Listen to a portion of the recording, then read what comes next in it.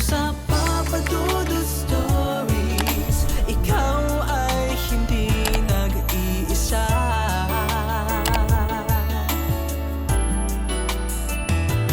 Dito sa Papa Dudut Stories, may nagmamahal sa'yo. Papa Dudut Stories, Papa Dudut Papa Dudut. Sa lahat po ng mga nakatutok ngayon, huwag pong kalimutan mag-like, mag-share at mag-subscribe. Maraming salamat po sa inyong lahat.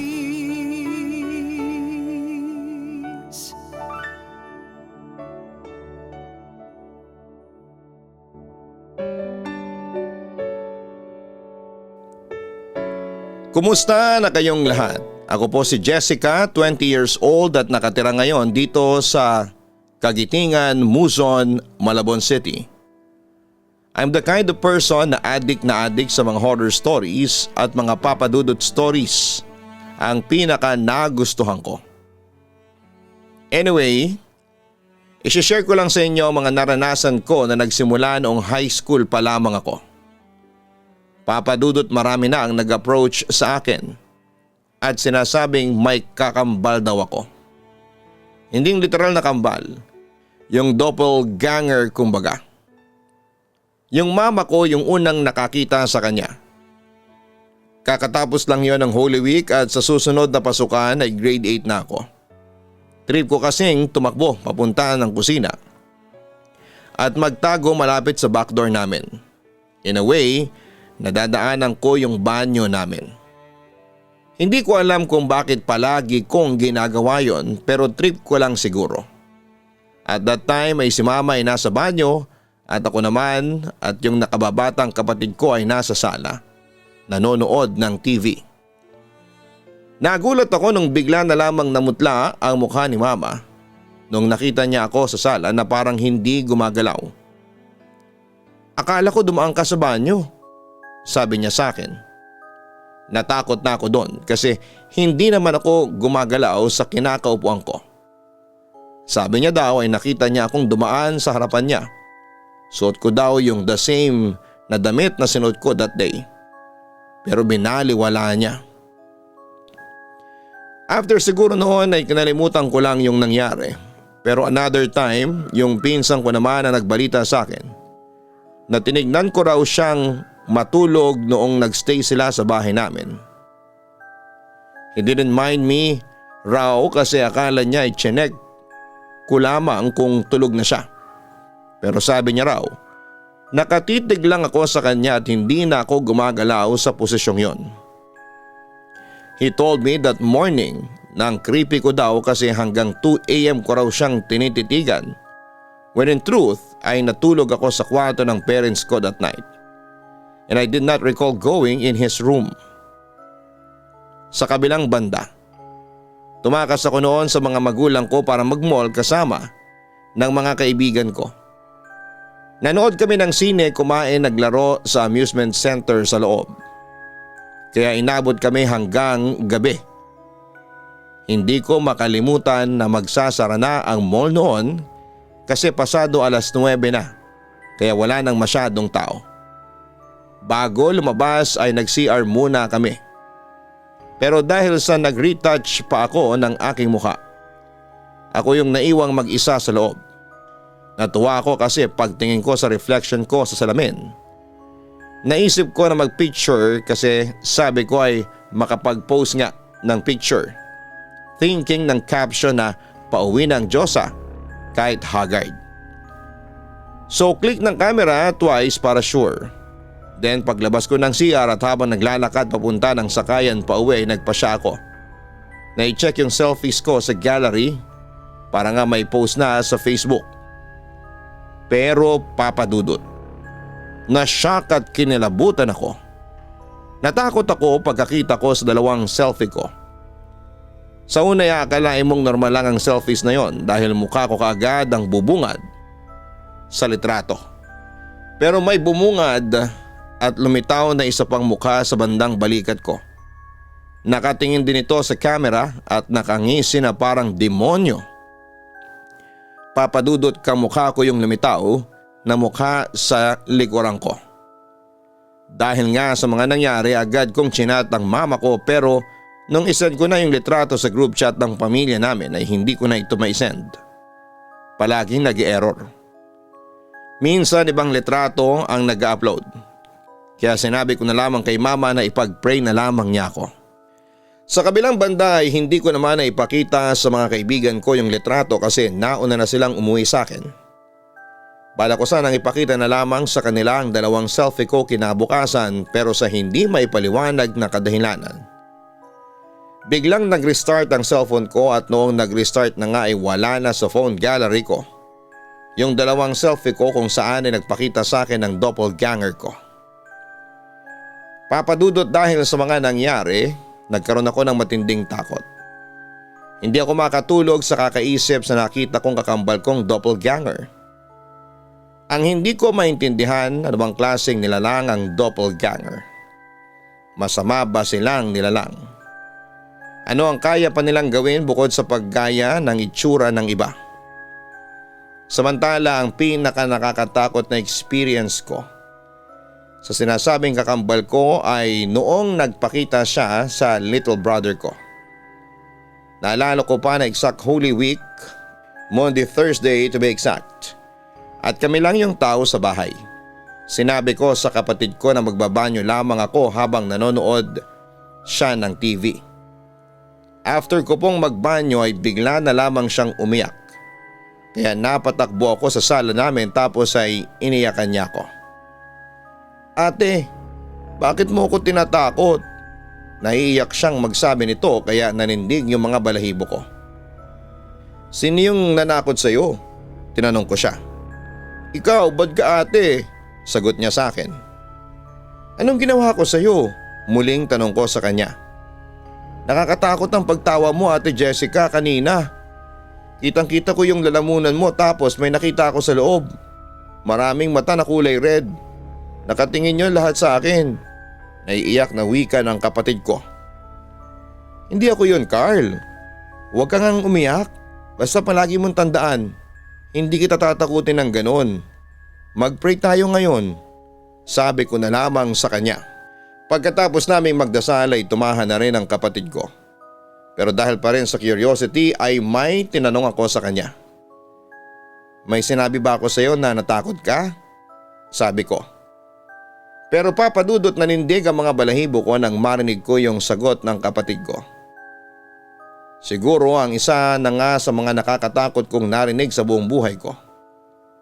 Hinahanap ka niya, Ate Jessica. Gusto niya na magpalit kayong dalawa. Wika ni Carl sa akin. Nagulat ako. Ano kaya ang ibig sabihin niya na gusto ng doppelganger ko na magpalit kaming dalawa? Pero agad din nag-sink in sa utak ko ang gustong mangyari nito. Gusto niyang i-take over ang buhay ko. Dahil dito, pagdating ng mga magulang ko noong araw na yun ay ikinuwento ko sa kanilang nangyari. At nagpunta kami ng simbahan noong araw na yon para magdasal at humingi ng tulong sa pare. At sa awa ng Panginoon ay unti-unti rin akong naka-move on sa nangyari dahil pinilit ko talagang kalimutan yung mga nakita ko. Samantala lumipas sa mga taon, nakapagtapos na ng pag-aaral ang ate Lala ko at nanirahan siya noon malapit sa kanyang workplace. Dahil malaki-laki ang kanyang sahod ay nakabili siya ng condo unit sa Quezon City. At dahil mas malapit ang condo ni ate Lala sa school ko. At saka hassle din kasing laging nagkakaroon ng baha at high tide sa Malabon, kaya doon na rin ako tumira kay ate Lala sa mga kung gagawa ako ng mga gawaing bahay doon. Maglilinis, maglalaba at magluluto ng pagkain. Sa kabilang banda si Ate Lala naman ang bahala sa pag-aaral sa akin. Sa kabilang banda, isang taon ang lumipas. Nagkaroon ng pandemic at nauso noon ang quarantine at lockdowns. At dahil nga sa mga community quarantine, syempre no choice ako kundi ang sumunod. Kasi alam ko naman na this is also for my own good. At dahil nga naka-quarantine ay bawal ang lumabas. Habang si Ate Lala naman ay isang frontliner. Ako lang ang madalas na naiiwan sa kondo at para hindi ako malungkot ay nakikipag-video call ako sa aking mga magulang na nasa Luzon, Malabon at sa boyfriend ko na nasa Cainta. At kapag kausap ko sila ay hindi na ako nakakaramdam pa ng lungkot. Pero may napansin ako noon, Papa Dudut. This past few days ay hindi talaga maganda ang nava-vibes ko sa condo unit ni Ate Lala. Maayos naman ang paligid ng mga nakarang araw. Pero simula nung nagkaroon ng lockdown, naging eerie ang paligid. Since puyaters ako, ang tulog ko madalas ay 6 to 7 a.m. na. Pero isang madaling araw bandang 1:00, nagtitimpla ako ng kape habang nanonood sa Netflix nang may napansin akong kumalabog sa paligid.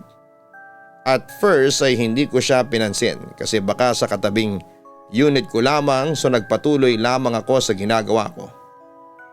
Pero pagkalipas lang ng 1 minuto, yung kalabog ay medyo sunod-sunod na at palakas na ng palakas. Kaya medyo nagpanik na ako kaya tinext ko yung boyfriend ko na sumaglit sa condo unit namin. After a while ay tumigil din siya and around 3 a.m. may nag-doorbell. I was expecting na yung boyfriend ko na yon since 1 a.m. pa ako nag-text sa kanya. Pero pagbukas ko ng pinto ay walang tao, so sinarado ko na ulit yung door. Then tinawagan ko yung boyfriend ko kasi iniisip ko na siya yung kumatok. Pagsagot niya ay minura ko siya ng pabiro tapos sabi ko ay lumabas ka na sa tinataguan mo. Ha? Nasa work pa ako, baliw ka ba? Sagot niya sa akin sa kabilang line. Then the line cuts. Pero pagkatapos noon ay may nag-doorbell kaagad. Pagbukas ko ay wala ulit. Kaya naghintay na ako sa pinto, waiting for the doorbell to ring again. Tumunog ulit ang doorbell at binuksan ko at wala pa ring tao kaya medyo natakot na ako. Nanood na lamang ako ng comedy at nilibang ko ng pilit yung sarili ko while shaking sa sobrang takot. Around 4 a.m. may nag-doorbell ulit. So sinilip ko muna, then pagtingin ko ay dumating na yung friend ko, so binuksan ko na yung pinto at pinapasok ko na siya sa loob. Nakahinga ko ng maluwag kasi sa wakas ay may kasama na ako sa unit ni Ate Lala.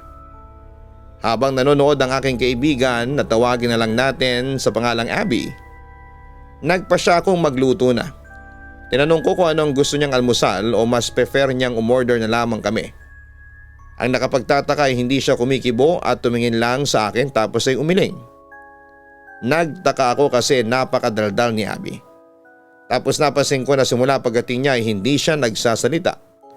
At saka napansin ko din na pareho kami ng damit. Shirt na puti at shorts na black. Pareho pala tayo ng suot na damit, tanong ko sa kanya. Pero hindi siya sumagot.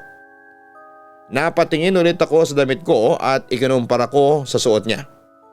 Parehong-pareho talaga kami. Ang pinagkakaiba lang ay pambahay ko lamang itong suot ko habang siya ay pinang-alis pala niya. Around 5:30 a.m. ay medyo inaantok na ako kaya sabi ko kay Abby na patay na lamang niya yung TV pagkatapos niyang manood. Ngumiti lang siya sa akin. Medyo kinilabutan ako sa paraan ng pagngiti niya pero binaliwan ako na lang kasi antok na ako. Pero Papa Dudut, hindi ko talaga magawang matulog ng payapa dahil may nararamdaman akong mabigat sa loob ko or bad vibes. Kaya nagising ako at nakita ko siyang nakatayo sa gilid ng kama ko tapos nakatingin lang siya sa akin. Hindi siya gumagalaw o nagsasalita, which is odd. Pero naisip ko na mahilig mag-prank si Abby. Ay naku Abby, magpahinga ka na rin. Saka mo na lang ako i-prank kapag nasa mood na ako. Sabi ko na lamang sa kanya sabay tulog ulit. Pero napanaginipan ko si Abby.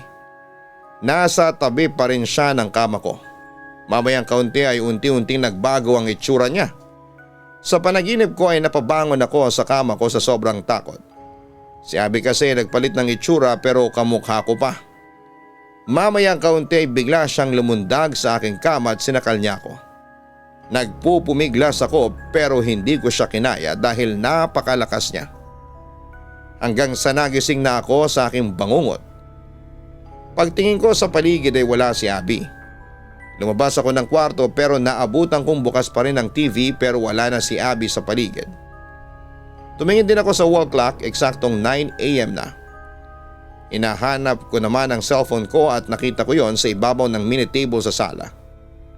Nagulat ako kasi may 19 missed call si Abby at 1 message si Ate Lala. Una ko nabasa ang message ni Ate Lala na hindi siya makakauwi sa unit dahil marami silang ginagawang trabaho sa ospital na pinagtatrabahuhan niya. Pero wala sa isipan ko ang mensahe ng kapatid ko dahil ang atensyon ko ay nasa missed calls ni Abby. Kaya nagpa siya akong mag-return call sa kanya. Ang lakas ng tama mo, Abby. Bakit mo naman ako iniwang mag-isa dito sa bahay nang hindi ka nagpapaalam? Tanong ko sa kanya. Wait, what? Tumatawag ako sa inyo, Jessica, kasi hindi kita napuntahan. Pinag-overtime kasi ako ni Sir. At saka ano yung sinasabi mong iniwang kitang mag-isa? What are you talking about? Dumating ka kanina bandang 4 AM, hindi ba?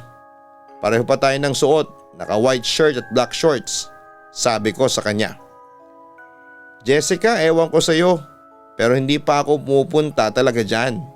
At saka hindi puting shirt at black shorts ang suot ko ngayon. Naka-red akong office attire. Wika niya sa akin. Pero Jessica, papunta na ako dyan, hintayin mo ko. Hindi pa natatapos yung sinasabi ni Abby nang biglang naputol na ang linya. Hanggang sa biglang may sumitsit sa akin mula sa aking likuran. Paglingon ko ay nagulat ako sa aking nakita. Doon ay nakita ko si Abby. Nakatayo pero katulad ng sa panaginip ko ay unti-unting nag-morph o nagbagong anyo ang itsura niya. At na-realize kong naging kamukha ko na ang nilalang na nasa loob ng condo unit ko. Dahil dito ay bigla akong napasigaw sa takot habang lalong lumawak ang ngiti ng aking doppelganger. Tapos ay dahan-dahan itong lumapit sa akin. Sa sobrang takot ay lumabas ako ng unit at nagtatakbo papunta sa elevator. Tiyempo namang pagbukas ng elevator ay si Abby ang niluwa noon. Ano nangyayari sa'yo, Jessica? Takot na takot ka. Tanong niya sa akin. Hindi ba sabi mo nun sa akin, nakita mo yung kamukha ko? Natataranta kong sabi. Oo, akala ko nga nung una may kakambal ka. Sagot naman ni Abby sa akin. Nagpakita siya sa akin ngayon, Abby. At palapit na siya. Natataranta kong sabi habang nakita ko nang palapit na sa amin ang doppelganger. Oh my God, Jessica, halika. Natatarantang wika ni Abby at hinilan niya ako papasok sa elevator. Nagmamadali kaming pinindot ang close button para magsara na ang elevator bago pa makalapit ang doppelganger ko. And thank God nagsara naman ito kaagad. Alam mo ba? Sabi sa akin ng lola ko kapag nahawakan ka ng doppelganger mo, siya na magte-take over ng buhay mo. Wika niya sa akin. Anong gagawin ko, Abby? Naiiyak kong tanong sa kaibigan ko. Sasamahan kita sa simbahan. Kailangan nating pumunta doon. Sabi ni Abby sa akin. Pagkatapos noon ay pinasuot niya ako ng face shield at face mask na extra niya bago kami pumunta ng simbahan. Samantala hapon na ako noon nakauwi sa unit at naabutan ko na doon si Ate Lala na galit. Galit siya kasi iniwan ko raw na bukas ang unit niya. Agad naman akong humingi ng sorry at ikinuwento ko sa kanyang nangyari sa akin. Dahil dito ay nagpasa siyang pabindisyonan ng buong unit sa isang pare at sa awa ng Panginoon ay gumaan na ulit ang aura ng aming tinitirhan. Ang akala ko tuloy ay matatapos na ang problema ko. Dahil lumipas sa mga taon at hindi na rin nagpakita pa sa akin ang kakambal kong doppelganger. Samantala year 2023 nang natapos ko ang senior high school at dahil sa medyo stress ako sa life dahil sa pag-aaral, nagpasya muna akong tumigil sa pag-aaral at magpatuloy na lamang sa kolehiyo after a year. Nag-work ako bilang cashier sa mall sa Monumento, Caloocan. At kapag day off ko ay ako naman ang nag-aalaga sa isang pamangking ko na magdadalawang taon lang noong mga panahong yon. Bumalik na rin pala ako sa Luzon dahil gusto ko ring makasama ang mga magulang ko. Si John ang batang binabantayan ko sa tuwing day off ko sa trabaho. Anak niya ang ikalawa sa pinakamatandang ate ko. Si Ate Hetty, since walang mama niya, dahil nagtatrabaho ito sa bangko. Madalas kaming dalawa lang ni John ang naiiwan sa bahay.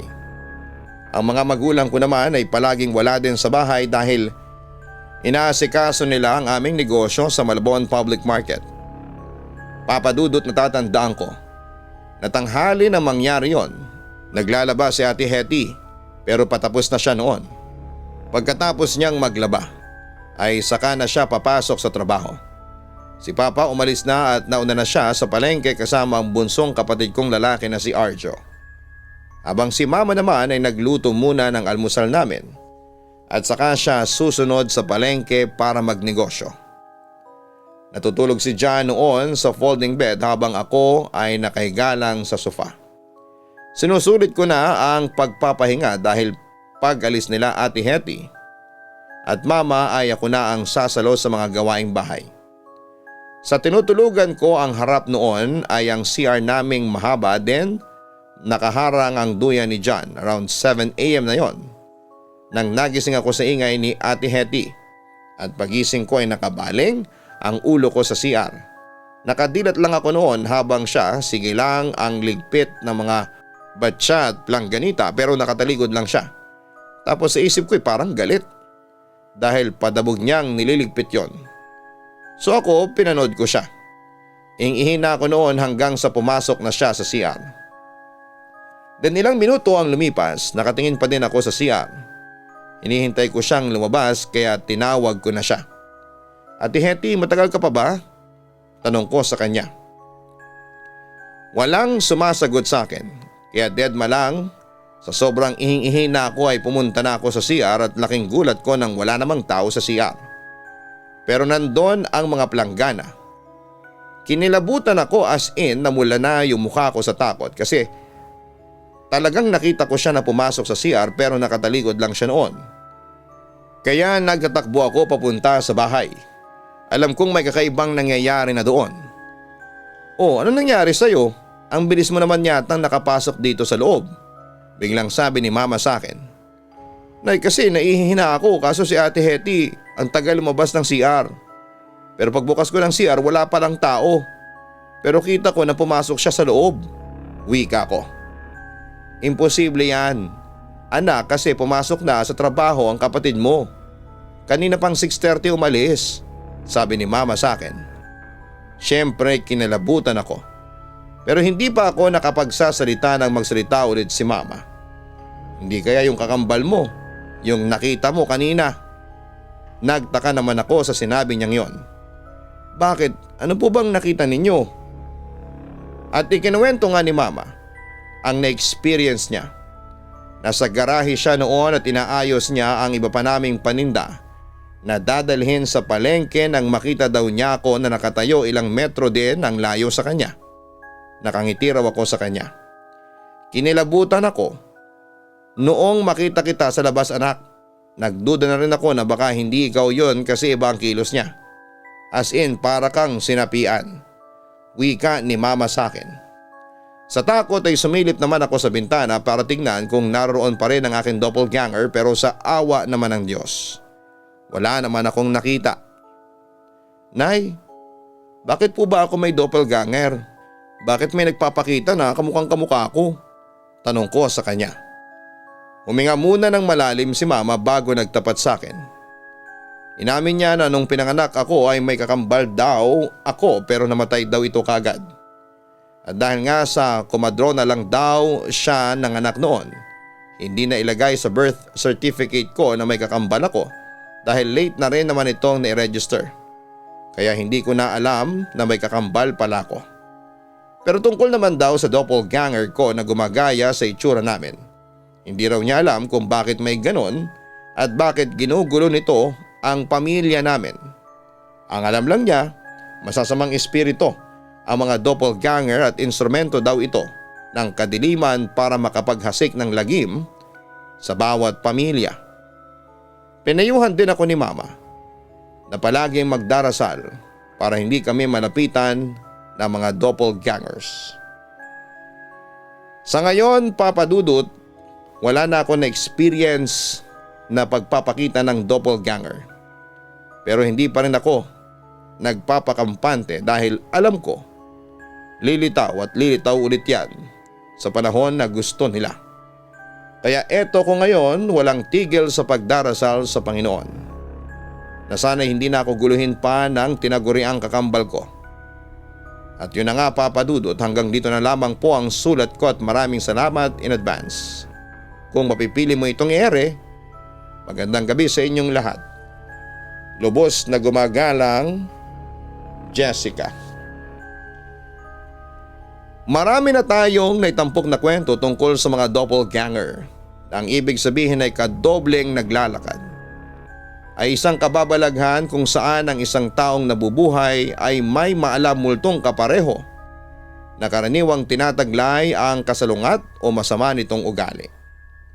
Sa kasalukuyang gamit, ito ay tumutukoy sa isang tao na may kamukha o kaya ay kapag naaninagan ang sarili sa gilid ng kanyang paningin, kung saan ito'y imposibleng maging sariling refleksyon lamang. Sa ibang kultura, pinapaniwala ang naghahatid ng kamalasan o naguhudyat ng karamdaman o panganib ang doppelganger kapag nakita ito ng nakakakilala rito. Samantalang pangitain naman ang kamatayan kapag nakita ng sarili ang kanyang doppelganger. May mga naka-experience na nakita o na nagpakita sa kanila ang kanilang doppelganger o doppelganger ng mahal nila sa buhay. Hindi naman sila nananakit pero nag-iiwan ito ng takot sa mga nakakaranas nito. Ang sinasabi nilang mabisang pangontra sa mga ganitong klase ng mga nilalang, walang iba kundi dasal at matatag na paniniwala sa ating Panginoong Hesukristo. Huwag kalimutan na hanapin po ang Kaistorya YouTube channel para sa mga nakakatakot na kwento na amin pong ina-upload sa channel na ito. Again, that's Kaistorya YouTube channel. Ganon din po ang Gianna Vlogs. Yan po ang aming family vlog. Sana po ay makapag-subscribe din po kayo dyan at manood po kayo ng aming mga weekly uploads. Maraming salamat po sa inyong lahat.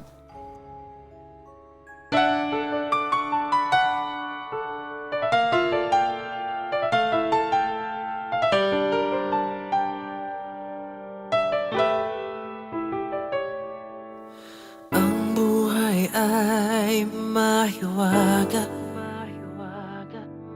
laging may lungkot at saya.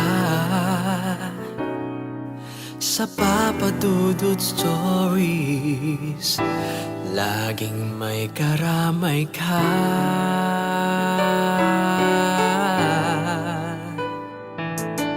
Mga problemang kaibigan, dito ay pakikinggan ka. Sa Papa Dudut Stories, kami ay iyong kasama. Dito sa Papa Dudut Stories, ikaw ay hindi nag-iisa.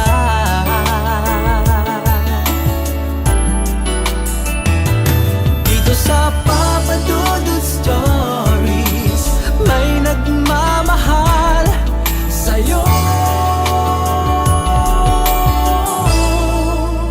Papa Dudut Stories, Papa Dudut Stories,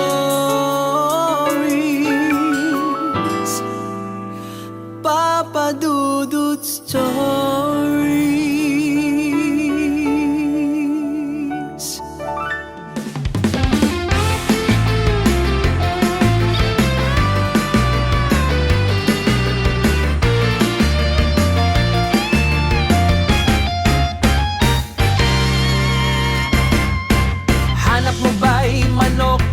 Masarap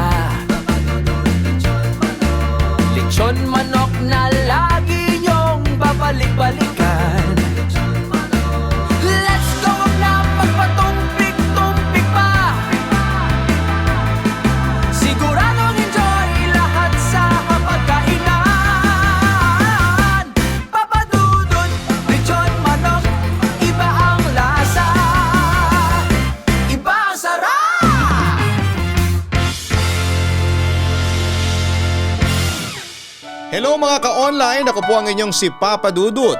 Huwag kalimutan na mag-like, mag-share at mag-subscribe.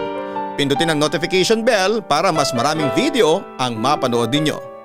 Maraming salamat po sa inyong walang sawang pagtitiwala.